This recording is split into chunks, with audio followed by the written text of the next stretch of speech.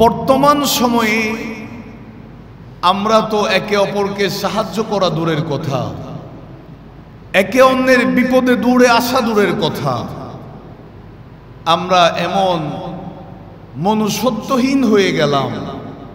দিন দুপুরে রাস্তার মধ্যে পাথর বেড়ে মানুষকে মারা হচ্ছে, আমরা চেয়ে চেয়ে দেখছি। মানুষ মানুষকে খুন করছে, আমরা দাঁড়িয়ে দাঁড়িয়ে দেখছি। আবার অনেকে ভিডিও করছে। কোনো মানুষ সেই মানুষটাকে একটু ধরার জন্য, সহযোগিতা করার জন্য কাছে আসছে না। সেই মনুষ্যত্বটা আমাদের কাছ থেকে দূর হয়ে গেছে। কথা বলেন ঠিক কিনা? হাদিসে পাকের সুনানে আবু দাউদ শরীফের 4880 নম্বর হাদিস। আমি আজকে যা আলোচনা করব আমি হাদিসের নাম্বার সহ বলবো ইনশাআল্লাহ। সকলে মনোযোগ দিয়ে খেয়াল করবেন। আল্লাহ নবীর হাদিসগুলা শোনার পরে নিজে নিজে চিন্তা করবেন, নিজেই নিজের বিবেককে প্রশ্ন করবেন, আমার ভিতরে কোন ঘাটতিটা আছে, আমার মধ্যে কোন অপূর্ণতাটা আছে, আমার মধ্যে কোন অসম্পূর্ণতাটা আছে। আল্লাহর কাছে আমরা দোয়া করি আমাদের ভিতরে যত ঘাটতি আছে আল্লাহ সকলের এই ঘাটতি পূরণ করার তৌফিক দান করুন। আর একটু জোরে বলুন আমিন। নবীজি বলেন, লা তাগতাবুল মুসলিমিন, তোমরা মুসলমানদের গীবত করো না, সমালোচনা করো না। তোমরা একে অন্যের সমালোচনা করো না, গীবত করো না, পরনিন্দা করো না। ওয়ালা তাত্তাবিউ আওরাতিহিম, আমার নবী বলেন তোমরা কারো দুষ্ত্রুটি তালাশ করিও না। দুটো পয়েন্ট খেয়াল করবেন। আমরা দুজন মানুষ একসাথে হলে তৃতীয় একজন ব্যক্তির সমালোচনা আমরা করতেই থাকি। আমরা দুজন মানুষ একত্রিত হলেই থার্ড কোনো পার্সনের গীবত, সমালোচনা আমাদের ভিতরে লেগেই থাকে। কথা বলেন ঠিক কিনা? আমার নবী বলেন তোমরা কোনো মুসলমানের গীবত করিও না। ভালোবাসার জায়গা মদিনা, ভালো লাগার জায়গা মদিনা, ভালোবাসার জায়গা মদিনা, ভালো লাগার জায়গা মদিনা। এত সুন্দর জায়গা কোথাও দেখি না, এত সুন্দর জায়গা কোথাও দেখি না। সাজিয়েছেন আল্লাহ রব্বানা, সাজিয়েছেন আল্লাহ রব্বানা, ভালো লাগার জায়গা মদিনা, ভালোবাসার জায়গা, ভালো লাগার জায়গা মদিনা, ভালোবাসার জায়গা মদিনা, ভালো লাগার জায়গা। মদিনা শরীফে নূরের খজিনা, মদিনা শরীফে নূরের খজিনা। আশিক ছাড়া কেউ তো বুঝে না, আশিক ছাড়া কেউ তো বুঝে না, ভালো লাগার জায়গা মদিনা, ভালোবাসার জায়গা মদিনা, ভালো লাগার জায়গা মদিনা। এত সুন্দর জায়গা কোথাও দেখি না, এত সুন্দর জায়গা ও দেখি না। সাজিয়েছেন আল্লাহ রব্বানা, ভালো লাগার জায়গা মদিনা, ভালোবাসার জায়গা মদিনা, ভালো লাগার জায়গা মদিনা। একদিন কবরে যাব কেউ তো যাবে না, একদিন কবরে যাব কেউ তো যাবে না। যাবে আমার শাহে মদিনা, যাবে আমার শাহে মদিনা, ভালো লাগার জায়গা মদিনা, ভালোবাসার জায়গা মদিনা, ভালো লাগার জায়গা মদিনা। এত সুন্দর জায়গা কেউ তো দেখি না, এত সুন্দর জায়গা কোথাও দেখি না। সাজিয়েছেন আল্লাহ রব্বানা, সাজিয়েছেন আল্লাহ রব্বানা, ভালো লাগার জায়গা মদিনা, ভালোবাসার জায়গা মদিনা, ভালো লাগার জায়গা মদিনা। এই পবিত্র কোরআনুল কারীমের সূরাতুদ দাহর এর 9 নম্বর আয়াতে কারীমা আমি তেলাওয়াত করেছি। বাংলাদেশের বর্তমান যেই প্রেক্ষাপট, যে পরিস্থিতি আমরা দেখতে পাচ্ছি, আমরা জাহেলি যুগের কথা শুনেছি। ইসলামের ইতিহাসের মধ্যে আমরা সেই অধ্যায়টা পড়েছি। জাহেলি যুগটা অন্ধকার একটা যুগ ছিল, বর্বরতার যুগ ছিল, অজ্ঞতার যুগ ছিল। যেই যুগের মধ্যে মানুষ মানুষকে মানুষ মনে করত না, মানুষ মানুষের উপর এত বেশি নির্যাতন, নিপীড়ন, জুলুম চালাতো যেটা কখনো কল্পনা করাও যেত না। এত কঠিন একটা সময় গিয়েছে, সেই সময়ে আল্লাহ তাআলা তার হাবিবকে পাঠিয়ে সেই জাহেলি যুগের সমস্ত অপরাধ দূর করেছে। সেই আইয়ামে জাহিলিয়তকে দূর করে সকলেই ইসলামের উপর এসেছে, ইসলামকে প্রতিষ্ঠিত করেছে। সকলে বলি সুবহানাল্লাহ। জাহিলি যুগ আমরা স্বচক্ষে দেখি নাই, তবে পড়েছি, শুনেছি। বর্তমান আমাদের দেশের যে পরিস্থিতি, আমাদের দেশের মানুষের তথা আমাদের যেই মন মানসিকতা, আমাদের হৃদয়ের যেই কাঠিন্যতা, আমরা মনে করি বর্তমান এই সময়টা জাহেলি যুগকেও হার মানাচ্ছে। ইতিপূর্বে আমরা এমন কিছু হৃদয় বিদারক ঘটনা দেখেছি, আমাদের দেশে এমন কিছু মর্মান্তিক ঘটনা ঘটেছে যেটা কখনো আশা করা যায় না, যেটা কখনো কল্পনাও করা যায় না। তবে আল্লাহর কাছে আলোচনার শুরুতে দোয়া করি, আল্লাহ তাআলা আমাদের এই বাংলাদেশের উপর খাস রহমত নাজিল করুন। আল্লাহ তাআলা বলেন, ইন্নামা নুতঈমুকুম, তারা বলে, অর্থাৎ নেককার বান্দারা বলে, ইন্নামা নুতঈমুকুম লিওয়াজহিল্লাহ। যারা নেককার তারা বলে, আমরা একমাত্র আল্লাহকে রাজি করার জন্য, আল্লাহর সন্তুষ্টির জন্য তোমাদেরকে আহার দান করি, খাবার খাওয়াই। জোরে বলি সুবহানাল্লাহ। লা নুরিদু মিনকুম জাযাআন ওয়ালা শুকুরা, তোমাদের কাছে কোনো প্রতিদান আমরা চাই না।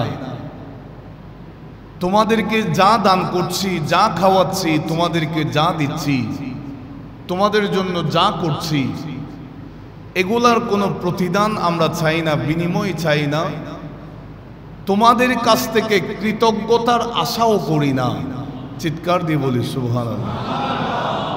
আরো জোরে বলেন। অর্থাৎ নিঃস্বার্থে দান করা, যেখানে কোনো স্বার্থ নাই। আমি তোমার একটা উপকার করলাম, এর কোনো বিনিময় আমার লাগবে না। আমি তোমার বিপদে সহযোগিতা করলাম, এর কোনো বিনিময় আমার চাওয়া পাওয়া নাই। আল্লাহ বলেন, এটা নেককার বান্দাদের কথা। চিৎকার দিয়ে বলি না সুবহানাল্লাহ। তো বর্তমান সময়ে আমরা তো একে অপরকে সাহায্য করা দূরের কথা, একে অন্যের বিপদে দূরে আসা দূরের কথা, আমরা এমন মনুষ্যত্বহীন হয়ে গেলাম। দিন দুপুরে রাস্তার মধ্যে পাথর বেড়ে মানুষকে মারা হচ্ছে, আমরা চেয়ে চেয়ে দেখছি। মানুষ মানুষকে খুন করছে, আমরা দাঁড়িয়ে দাঁড়িয়ে দেখছি। আবার অনেকে ভিডিও করছে। কোনো মানুষ সেই মানুষটাকে একটু ধরার জন্য, সহযোগিতা করার জন্য কাছে আসছে না।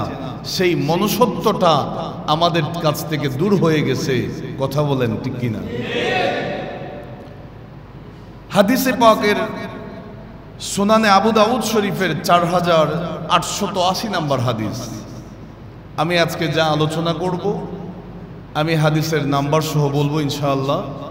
সকলে মনোযোগ দিয়ে খেয়াল করবেন। আল্লাহর নবীর হাদিসগুলা শোনার পরে নিজে নিজে চিন্তা করবেন, নিজেই নিজের বিবেককে প্রশ্ন করবেন, আমার ভিতরে কোন ঘাটতিটা আছে, আমার মধ্যে কোন অপূর্ণতাটা আছে, আমার মধ্যে কোন অসম্পূর্ণতাটা আছে। আল্লাহর কাছে আমরা দোয়া করি আমাদের ভিতরে যত ঘাটতি আছে আল্লাহ সকলের এই ঘাটতি পূরণ করার তৌফিক দান। আর একটু জোরে বলুন না। নবীজি বলেন, লা তাগতাবুল মুসলিমিন, তোমরা মুসলমানদের গীবত করো না, সমালোচনা করো না। তোমরা একে অন্যের সমালোচনা করো না, গীবত করো না, পরনিন্দা করো না। ওয়ালা তাত্তাবিউ আওরাতিহিম, আমার নবী বলেন তোমরা কারো দুষ্ত্রুটি তালাশ করিও না। দুটো পয়েন্ট খেয়াল করবেন। আমরা দুজন মানুষ একসাথে হলে তৃতীয় একজন ব্যক্তির সমালোচনা আমরা করতেই থাকি।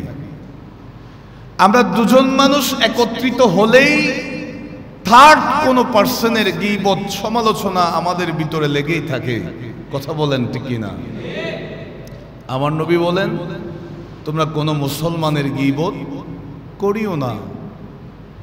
এরপরে আসুন, আমরা কোনো একজন ভালো মানুষকে দেখলে আমাদের মন মানসিকতাটা এত দুর্বল হয়ে গেছে, এত ছোট হয়ে গেছে, আমরা চিন্তা করি এই মানুষটার ফল্ট কোথায়, এই মানুষটার দুর্বলতাটা কোথায়, মানুষটার সমস্যা কোন জায়গায়। আমরা সব সময় একে অন্যের পিছনের দুস্তালাশের মধ্যে লেগে থাকি। কথা বলেন ঠিক কিনা? আমার নবী বলেন, ফাইন্নাহু মানিত্তাবা আওরাতিহিম, যে ব্যক্তি অর্থাৎ যারা মানুষের দুষ্ত্রুটি তালাশ করবে, আল্লাহর নবী বলেন ইয়াত্তাবিউল্লাহ আওরাতাহু, যারা অন্যের দুষ্ত্রুটি তালাশ করবে তাদের দুষ্ত্রুটি আমার আল্লাহ তালাশ করবে। একটু নাউজুবিল্লাহ জুড়ে বলেন। আল্লাহ তাআলা যদি কারো দুষ্ত্রুটি তালাশ করে তারে কি রাখবে নাকি একেবারে ওপেন করে দিবে? কথা বলেন না। কোনো কিছু বাদ যাবে না। হাদিসের মধ্যে আমার নবী বলেন, আল্লাহ নবী কি বলেন? ওয়ামাই ইয়াত্তাবিউল্লাহ আওরাতাহু, আর আল্লাহ যদি কারো দুষ্ত্রুটি তালাশ করে,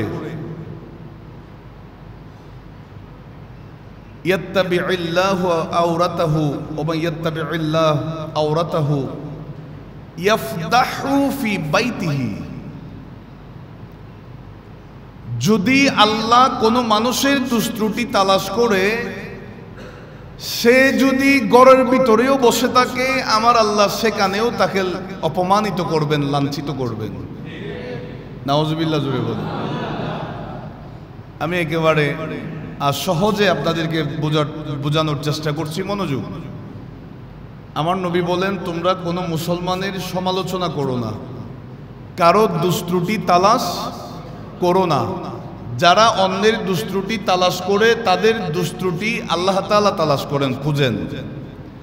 আর যার দুষ্ত্রুটি আল্লাহ খুঁজবেন, তালাশ করবেন, সে যদি বলে আমি ঘর থেকে বের হব না, ঘর থেকে বের হলে আমি লাঞ্ছিত হব, অপমানিত হব, ঘরের ভিতরে থাকব, আমার নবী বলেন আল্লাহ যার দুষ্কুচবেন সে ঘরের ভিতরে থাকলেও সেখানেই আল্লাহ তাকে অপমানিত করবেন।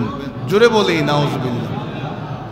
সুতরাং আল্লাহর কাছে দোয়া করি, আল্লাহ আমরা একে অন্যের পিছনে লেগে না থেকে সবসময় আমরা তোমাকে যেন পেতে চাই, তোমাকে যেন খুঁজি, তোমার জিকিরের মধ্যে, ইবাদতের মধ্যে থাকি। আল্লাহ সেই তৌফিক দান করুন। আর একটু জোরে বলুন আমিন। এখন আসুন এই হাদিসটা সহিহ বুখারী শরীফের 652 নম্বর হাদিস। আল্লাহর নবী বলেন, বাইনামা রাজুলুন ইয়ামশি বিতরিকিন ওয়াজাদা গুসনা শাওকিন আলা তরিক ফাআখারা। আল্লাহর নবী বলেন, যদি কোনো মানুষ রাস্তা দিয়ে চলার পথে রাস্তায় কাঁটাযুক্ত কোনো একটা ঢাল পেয়েছে, সে রাস্তা থেকে সেই ডালটা সরিয়ে ফেলেছে, আমার নবী বলেন। অথবা কোনো একটা পেরেক পেয়েছে, আঘাতপ্রাপ্ত কোনো একটা জিনিস পেল, অথবা একটা কলার ছিলকা পেল, কাঁটা পেল, নবীজি বলেন সে যখন রাস্তার থেকে এটা সরিয়ে ফেললো, আল্লাহ নবী বলেন ফাশাকারাল্লাহ, আল্লাহ তাআলা তার এই কাজটা কবুল করে নিয়েছেন। এরপর আমার নবী বলেন ফাগফারা লাহু, এই কাজটা করা মাত্র আল্লাহ তাআলা তার সমস্ত গুনাহ মাফ করে দিবেন। জোরে বলি না সুবহানাল্লাহ। তো এই কাজটা আমরা কেন করব? আল্লাহর নবী এই কাজের উপর এত বেশি গুরুত্ব দিল কেন? কারণ রাস্তায় যেহেতু একটা কাঁটা আছে, এই কাঁটার কারণে অন্য একটা মানুষ আঘাত পেতে পারে। রাস্তায় যদি একটা প্যারেক পড়ে থাকে, এই প্যারেকের কারণে কোনো একটা মানুষ আক্রান্ত হতে পারে, আঘাত পেতে পারে।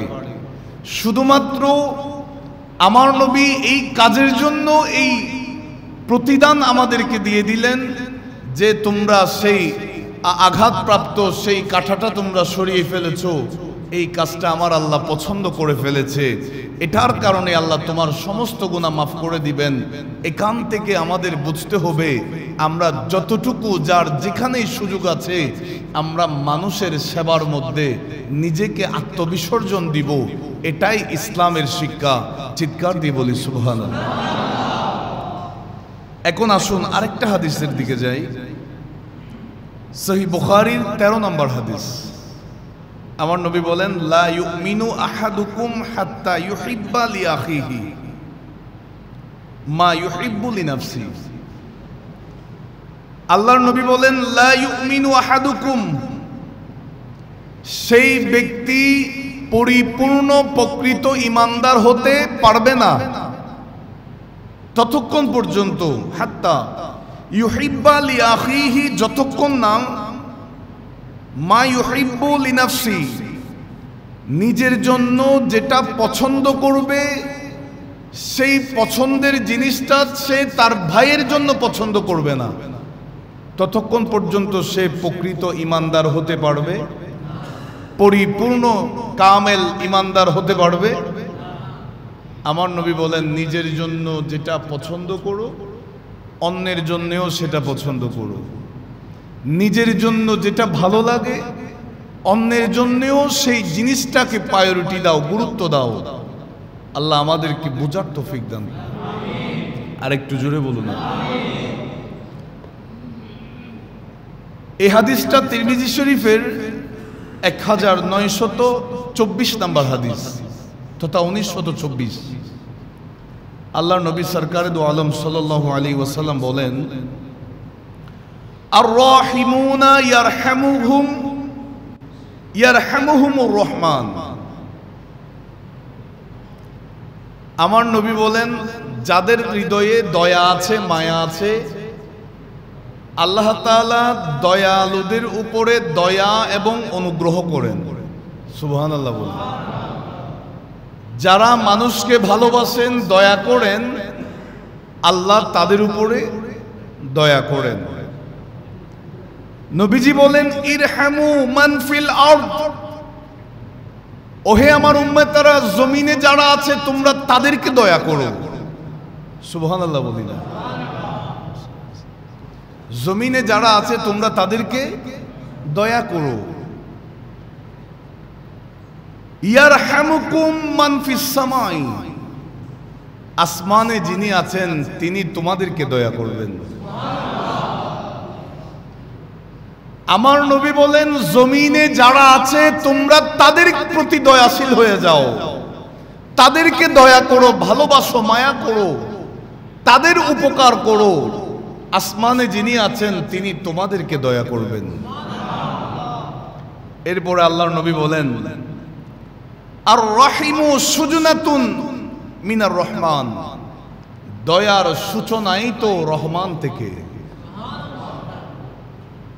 ফামান ওয়াসালাহা ওয়াসালাহুল্লাহ,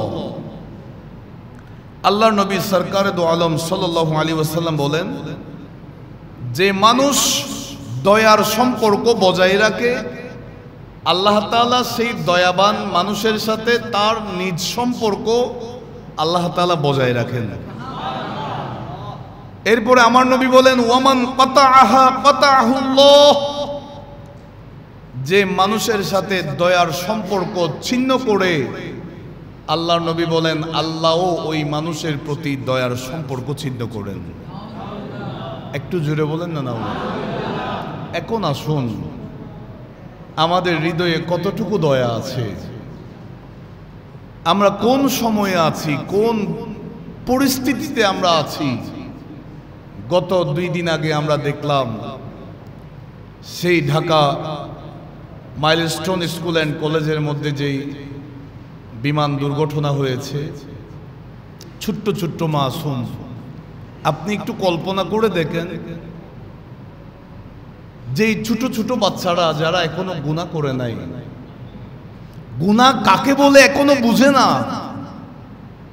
এই ছোট ছোট বাচ্চাদের উপর যে ট্র্যাজেডি হলো, যেই দুর্ঘটনা হলো, তাদেরকে নিয়ে যাওয়া হচ্ছে হসপিটালে। বড় আশ্চর্য লাগলো, সেই সময় পানির প্রয়োজন ছিল। 30 টাকা দামের 1 লিটার পানির দাম নাকি 300 টাকা করে বিক্রি করা হয়েছে।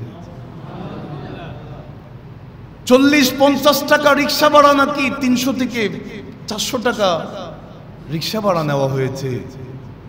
250 টাকা 300 টাকা সিএনজি ভাড়া নাকি 1000 টাকা করে মেডিকেলে নিয়ে যাওয়ার জন্য ভাড়া নিয়েছে। একটু নাউজুবিল্লাহ জোরে বলেন। নিজেকে তো মানুষ বলে পরিচয় দিতে লজ্জা লাগছে, বড় আফসোস লাগছে। কোন সময়ে আছি আমরা, কোন সময়ে আছি? এই দুনিয়াতে আমি বাঁচবো কয়দিন? এই পৃথিবীতে আপনি থাকবো কয়দিন? কথা বলেন ঠিক কিনা? বড় আফসোসের বিষয়। অথচ আমার আল্লাহ বলেছেন, আমার নবী বলেছেন, জমিনে যারা আছে তোমরা তাদেরকে দয়া করো, আসমানে যিনি আছেন তিনি তোমাদেরকে দয়া করবেন। আল্লাহর নবী সরকারে দো আলম সাল্লাল্লাহু আলাইহি ওয়াসাল্লাম যখন গারে হেরার মধ্যে চলে গেলেন, আমার বাবারা ভাইয়েরা, এখনো কোরআনুল কারীম নাজিল হয় নাই।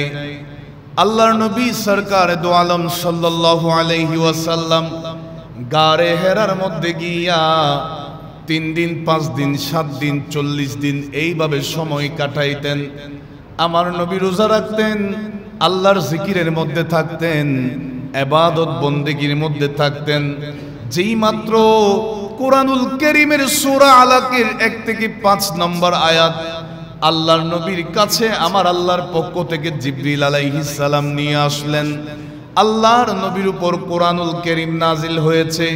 কোরআনের এমন ভারিত্ব, কোরআনুল কারীমের এমন ভারিত্ব, যেই কোরআনুল কারীম আল্লাহ তাআলা কোরআন শরীফের মধ্যে বলেছেন, আমি যদি কোরআনকে পাহাড়ের উপর যদি রাখতাম, পাহাড় থাকতো না, চূর্ণ বিচূর্ণ হয়ে যাইতো।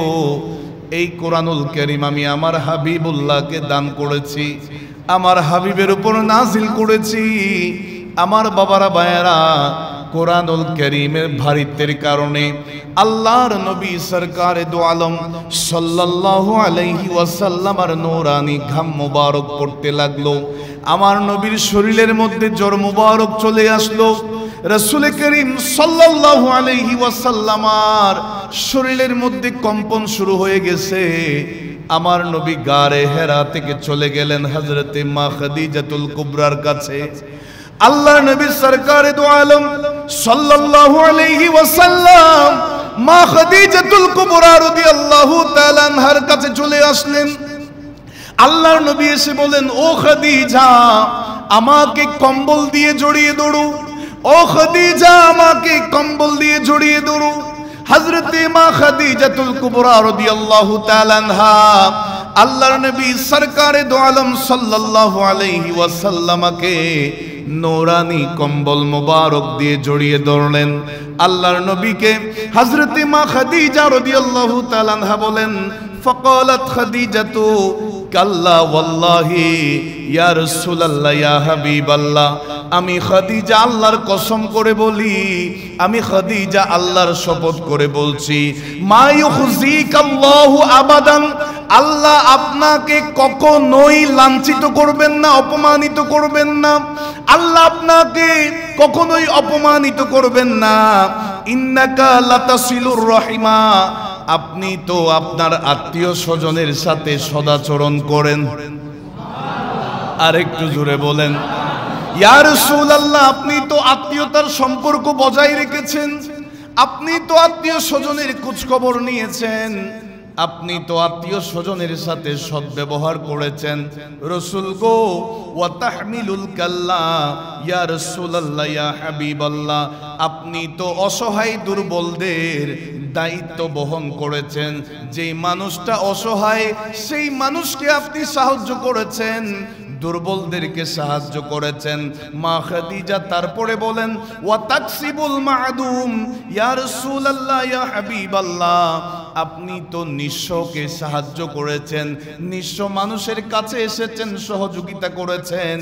ওয়া তাকরিদ দাইফা ইয়া রাসূলুল্লাহ, আপনি তো মেহমানদেরকে মেহমানদারি করেছেন। হযরতে মা খাদিজা তারপরে বলেন, ওয়া তুঈনু আলা নাওয়াইবিল হক, যারা হকের পথে থেকে দুর্দশাগ্রস্ত হয়ে গেছে, রাসূল গো আপনি তো তাদেরকে সহযোগিতা করেছেন। ইয়া রাসূলুল্লাহ, মানুষের সুখে দুঃখে আপনি নবী দূরে গিয়েছেন, মানুষকে সহযোগিতা করেছেন, মানুষের সেবা করেছেন।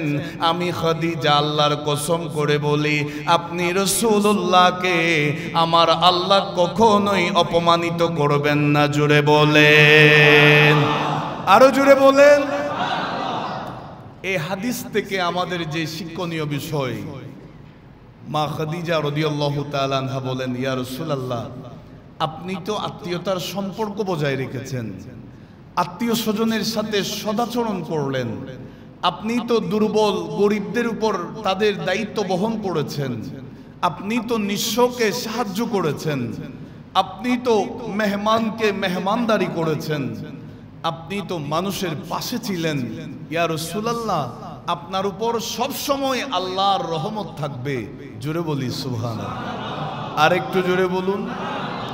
আমাদের অন্তরকে সব সময় আমরা মানুষের প্রতি দয়া আমাদের অন্তরে রাখার দরকার আছে না নাই? আমার বাবারা ভাইয়েরা, মনোযোগ। আল্লাহর নবী সরকারে দো আলম সাল্লাল্লাহু আলাইহি ওয়াসাল্লামের হাদিস, যেটা মাজমাউজ জাওয়ায়েদ কিতাবের মধ্যে আছে।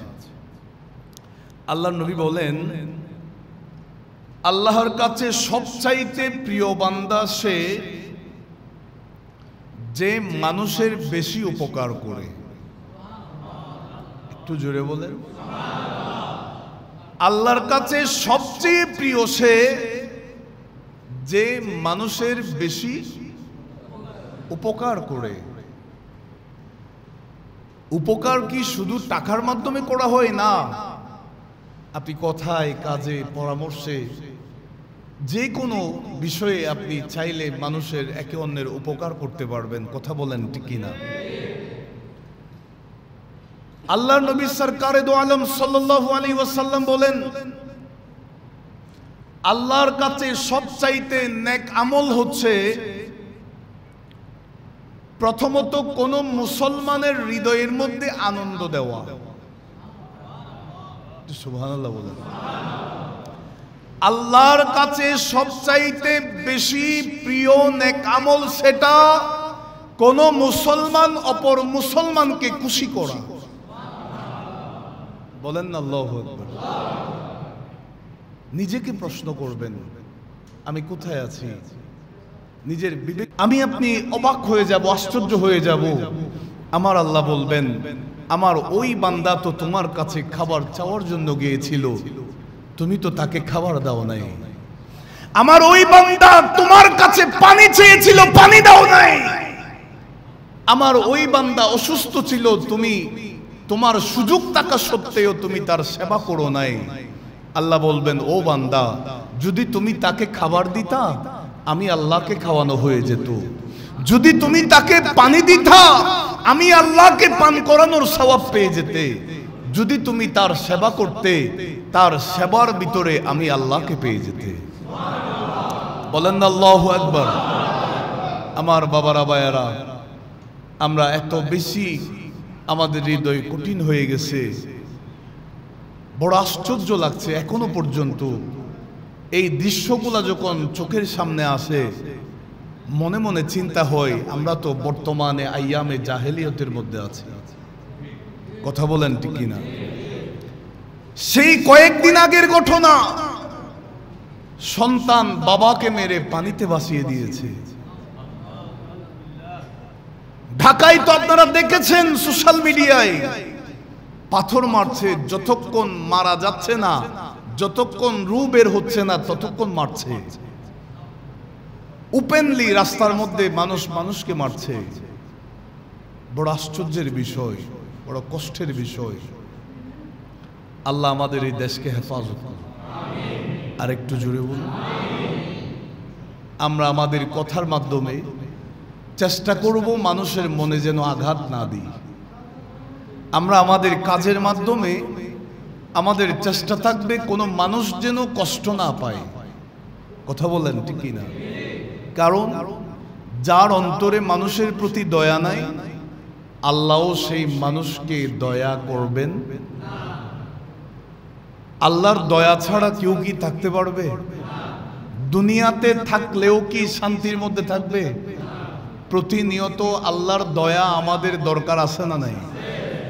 এই বাংলাদেশের উপর আল্লাহর দয়া উঠে গেছে কেন? এই বাংলাদেশ থেকে আল্লাহর রহমত কেন উঠে গেছে? শান্তি কেন চলে গেছে? আমাদের একটা প্রশ্ন কি আমাদের বিবেকে আসে না? বাংলাদেশ আজ এত অসহায় কেন? বাংলাদেশ আজ এত অসুস্থ কেন? এই প্রশ্নের জবাব তো একটাই, বাংলাদেশ এটা কারো নয়, এটা ওলি আল্লাহর বাংলাদেশ। কথা বলেন ঠিক কিনা? এটা শাহজালালের বাংলাদেশ, এটা শাহে আমানতের বাংলাদেশ, এটা বাবা শাহে মোহসেন আউলিয়ার বাংলাদেশ, এটা হযরতে বদর আউলিয়ার বাংলাদেশ। এই বাংলাদেশ যদি শান্তিতে থাকতে চায়, বাংলাদেশের উপর যদি আল্লাহর রহমত আমরা পেতে চাই, ওলি আল্লাহকে মানতে হবে। ওলি আল্লাহর শানে বেয়াদবি করা যাবে না। এতগুলো আল্লাহর ওলির মাজারে হামলা হয়েছে গত একটা বছর ধরে। এতগুলো আল্লাহর ওলিদের মাজারে ডাকাতি হয়েছে, হামলা হয়েছে। আজ পর্যন্ত কোনো পত্রিকায় দেখলাম না আল্লাহর ওলির মাজারে হামলা হওয়ার কারণে সেই হামলাকারীদেরকে শাস্তি দেওয়া হয়েছে। আমি দেখি নাই, আপনারা কি দেখেছেন কিনা জানি না। বড় আফসোসের বিষয়। বাবা শাহে আমানত জিন্দা আছে না? আরো জোরে বলেন। ওলি আল্লাহরা আপন আপন রওজার ভিতরে, কবর শরীফের ভিতরে জিন্দা আছে না? হযরতে বাবা শাহজালাল ইয়ামিনী মুজাররিদি রাদিয়াল্লাহু তাআলা বাংলাদেশে এসেছেন। কেমনে এসেছেন একটু চিন্তা করেন। হযরতে শহীদে মিল্লাত গাজী বুরহানুদ্দিন রহমতুল্লাহি আলাই যখন দিল্লির জমিনে গিয়েছেন, হযরতে মাহবুবে ইলাহি নিজামুদ্দিন আউলিয়ার দরবারে গিয়েছেন, যখন বলেছেন সেই খবিস জালেম রাজা গোরগোবিন্দ আমাদের উপর অত্যাচার, নির্যাতন, নিপীড়ন, ছোট্ট মাসুমকে শহীদ করে ফেলেছে, পরিবারের সবাইকে শহীদ করে ফেলেছে, আমি কোনো মতে আসলাম, সেই গোরগোবিন্দর মোকাবেলা করার দরকার আছে। বাবা শাহজালাল ইয়মিনী রাদিয়াল্লাহু তাআলা ৩৬০ জন আল্লাহর ওলিকে সঙ্গে নিয়ে যখন সেই সুরমা নদীর পার দিয়ে আসছেন, বাংলাদেশের জমিনে ঢুকছেন, গোরগোবিন্দ যখন জানতে পারলো সেই পাড়ের মধ্যে সমস্ত নৌকাগুলা সবগুলা উধাও হয়ে গেছে, কিভাবে আসবে, মুসলমান তো আসতেছে আমাদের উপর, আমাদের কাছে, তখন হযরতে বাবা শাহে জালাল ইয়াউমিনী মুজাররিদি রাদিয়াল্লাহু তাআলা নিজের জায়নামাজ বিছিয়ে দিয়েছেন, জায়নামাজের উপর দাঁড়িয়ে গেলেন। নৌকার প্রয়োজন হয় নাই, জাহাজের প্রয়োজন লাগে নাই, জায়নামাজে পড়ে করে ওই পার থেকে এই পারের মধ্যে চলে এসেছেন। হযরতে বাবা শাহ মুহসিন আউলিয়া রাহমাতুল্লাহি আলাইহি সেই পাথর তো এখনো আছে, পাথরের উপরে দাঁড়িয়ে এসেছে। হযরতে বাবা বদর আউলিয়া রহমতুল্লাহি আলাইহি পাথর তো এখনো আছে। হযরতে কাতাল পীর শাহ রহমতুল্লাহ আলাইহি মাছের পিঠে করে এসেছে। এগুলা কি অস্বীকার করার কোনো সুযোগ আছে? এগুলা কি অস্বীকার করার কোনো সুযোগ আছে? তাহলে ওলি আল্লাহকে মানবো না কেন? কেন আল্লাহর ওলিদের শানে বেয়াদবি করব? ওলি আল্লাহদের শানে বেয়াদবি করে তখনও কেউ ভালো থাকতে পারে নাই, বর্তমানেও কেউ ভালো থাকতে পারছে না, ভবিষ্যতেও কেউ ভালো থাকতে পারবে না। কারণ ওলি আল্লাহদের বিরোধিতা কারা মানে? আমার আল্লাহ হাদিসে কুদসির মধ্যে বলেছে, আমি আল্লাহর সাথে যুদ্ধ ঘোষণা করা, আমার ওলিদের সাথে বেয়াদবি করলে মোকাবেলা আমি আল্লাহ নিজেই করব। বলেন না আল্লাহু আকবার, আরো জোরে বলেন। হযরতে শাহজালাল ইয়মিনী রাদিয়াল্লাহু তাআলা ৩৬০ জনের একজন, যিনার নাম হচ্ছে হযরতে চাশনী পীর রহমতুল্লাহি আলাইহি, যিনাকে মাটি পরীক্ষক বলা হয়। ইতিহাস তো আমরা জানি না, হয়তো জানলেও মনে করি না, জানার দরকার আছে কিনা? চাশনী পীর রহমতুল্লাহি আলাইহি যিনাকে মাটি পরীক্ষক বলা হয়, সঙ্গে করে বাবা শাহজালাল ইয়মিনীর মামাজান যেই মাটি দিয়েছে, ও আমার বাগিনা, এই মাটিগুলা যেই জায়গার মাটির সাথে মিলে যাবে সেই জায়গায় ইসলামের প্রচার প্রসার করবে। এই মাটি যেমন তেমন মাটি নয়, এটা তো মদিনাতুল মুনাওয়ারার মাটি। বলেন না আল্লাহু আকবার। হযরতে খাজা গরিবে নওয়াজ রাদিয়াল্লাহু তাআলা যেমনি ভাবে রাসূলুল্লাহর নির্দেশে মদিনাতুল মুনাওয়ারা থেকে আমার নবীর নির্দেশ পেয়ে হিন্দুস্তানের জমিনে এসেছেন, হযরতে বাবা শাহজালাল ইয়মিনী রাদিয়াল্লাহু তাআলা সে মাটি নিয়ে এসেছেন। চাশনী পীর রহমতুল্লাহি আলাইহি সব জায়গায় পরীক্ষা করলেন, মিলে গিয়েছে। বর্তমানে মাজারে পাক যেখানে আছে সেই মাটির সাথে মিলে গেছে। বাবা শাহজালাল ইয়মিনী বলেন, এখানে সেখানে আর দৌড়াদৌড়ি করার দরকার নাই, আমি আমার জায়গা পেয়ে গেছি। আমার মামাজান আমাকে যে মাটি দিয়েছে মদিনার মাটি, সেই মাটির সাথে এই মাটির সাথে কানেকশন আছে। বলেন না আল্লাহু আকবার। সুতরাং ওলি আল্লাহদের শানে বেয়াদবি করা যাবে? আজকে নিজেকে মুসলমান দাবি করছি, নিজেকে মুসলমান দাবি করছি, ইসলামকে আমরা পয়েন্ট হিসাবে ব্যবহার করে মানুষের ইমোশনাল নিয়ে খেলা করছি, ইসলামকে আমরা সাইনবোর্ড হিসাবে ব্যবহার করছি। সেই ইসলাম এই বাংলাদেশে এসেছে কেমনে, সেই কথা তো একবারও চিন্তা করছি না। কথা বলেন ঠিক কিনা? আমি কাউকে অ্যাটাক করে কথা বলছি না, সেটা আমার উদ্দেশ্যও নয়। ওলি আল্লাহদের মাজারে হামলা হয়েছে, আমি কোন দলকে প্রতিবাদ করতে দেখলাম না। বড় আশ্চর্য লাগলো, বড় আফসোসের বিষয়। অথচ আমরা ইসলামী দল হিসাবে নিজেকে পরিচয় দিচ্ছি, কিন্তু মাজারে হামলা হচ্ছে, আমরা দেখেও না দেখার মতো হয়ে আছি। ঠিক তো? সবাই বলতেছে না? আমরা দেখেও না দেখার মতো হয়ে আছি। শান্তি কেমনে আসবে? আমরা আল্লাহর কাছে দোয়া করি, আল্লাহ ওলি আল্লাহদের উসিলায় আমাদের এই বাংলাদেশকে তুমি সুস্থ করে দাও। আল্লাহ এই বাংলাদেশের উপর রহমত নাজিল করো, বাংলাদেশের মানুষের উপর রহমত নাজিল করো। হৃদয়কে নরম করে ফেলবেন। মনের ভিতরে যদি কাঠিন্যতা থাকে, মন যদি পাথর হয়ে থাকে, কবরস্থানে গিয়ে ঘুরে আসবেন, কবরের পাড়ে গিয়ে ঘুরে আসবেন। দেখবেন যে কবরের মধ্যে শুয়ে আছে সেও তো দুনিয়াতে ছিল, যে এখন মাটির নিচে শুয়ে আছে সেও তো একদিন আমার মতো এই জমিনের উপরে ছিল। সে তো থাকতে পারে নাই, সে তো থাকতে পারে নাই।